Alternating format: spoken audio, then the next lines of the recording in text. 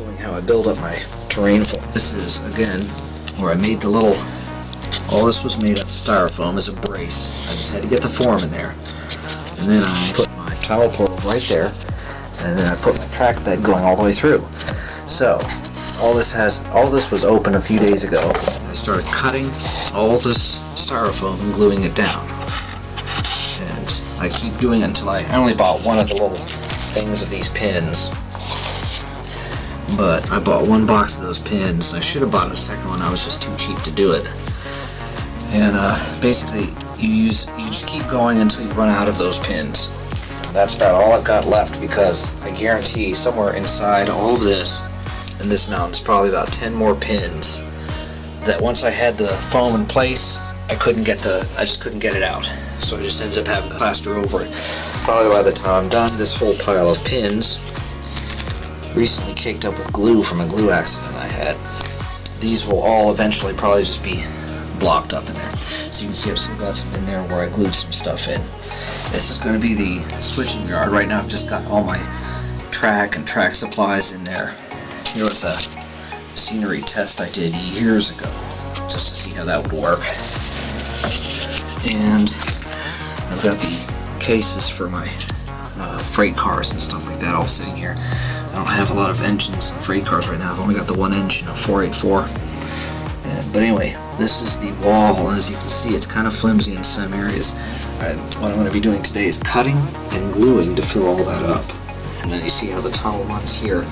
Almost, like I was saying in another video, probably about half of my track is running under hills. So I've got a lot of subterranean track running through here. That's all where track is or is going to go. It'll all come out here. There's a 3-part bridge. I built this, again, my cat likes to walk on these, so now I have to fix this. And I've got some bar mills. I think it's either chute or bar mills, I don't remember. Bridge piers coming in. The concrete bridge piers that these just sit on. So it runs around like this. There's another bridge I'm going to be building right here. I need to get around to doing that. And then that part you've already seen. This track runs over to where we're going to have the Portland iron and steel. And then of course the roundhouse. When I was doing this, I envisioned a roundhouse going all the way over to here. Look like a real roundhouse. The roundhouse going over to here, and then I got the track plan back from David K. Smith, and he said, you don't have enough room for an 8-stall roundhouse. But basically this is supposed to be the Portland main roundhouse for the main central. So everything's in kind of a disarray right now because I'm still in major work right now on getting this. This is now the end of February. I have April 9th as my deadline. There's my 484. So, in the next video, I'm actually going to start showing you how I do some of this stuff, because we're going to start looking at the top to this tunnel, because the other area that we were working on, I've got that drawing on the floor. I've flipped this over now, and basically all it is, you can see it really well while it's still wet, is that I've cut pieces of plastercloth. I dip it into this water and put it on there. Now, when you got a big area to do like this, what I do is I'll cut it with my scissors. I have to constantly clean the handle because, as you can see, there's plaster all over it. I'll cut it, put it on there, and I'll actually pour that water right onto there. It kind of makes a mess. That's why I've got this big piece sitting on the floor. And it's alright because it's kind of already building up some plaster on it, and that means it's one less thing I have to do. Because of the fragility of this piece, I had to glue all these pieces together. It's about 1, 2, 3, 4 pieces of styro. So there's one right there. There's a piece that's right there in the middle. There's a piece that's here, and there's another piece right there. And I've just layered pieces of plaster cloth on it, one at a time. I'd pour some water and smooth it on with my finger, get it all nasty, which is why there's several paper towels there to get all the stuff off my now plaster coated fingers.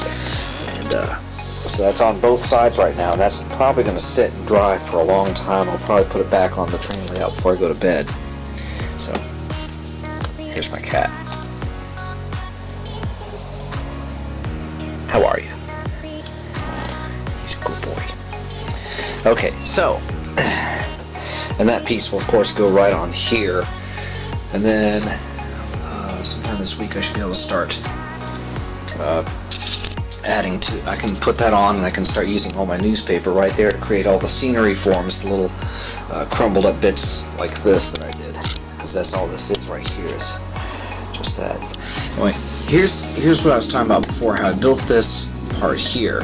It's just pieces of styrofoam, and just put 2 pillars here, and I would take this piece here in the middle and glue that in place, and put the little pins in.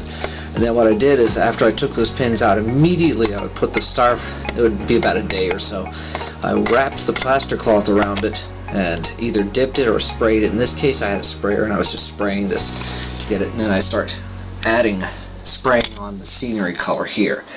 And as you can see, it kind of gets everywhere. So that's what's going to happen here, is that piece down there is going to go right onto here.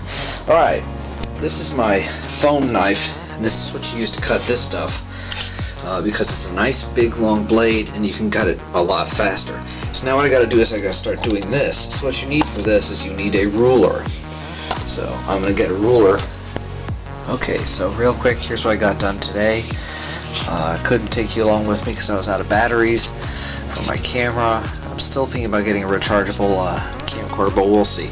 Okay, so right here I've added this in. Basically this is my box of old styrofoam pieces.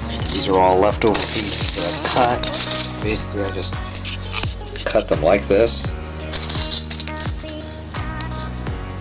and just glue them into place. And over here, let me show you this part. It's just a short reel add-on.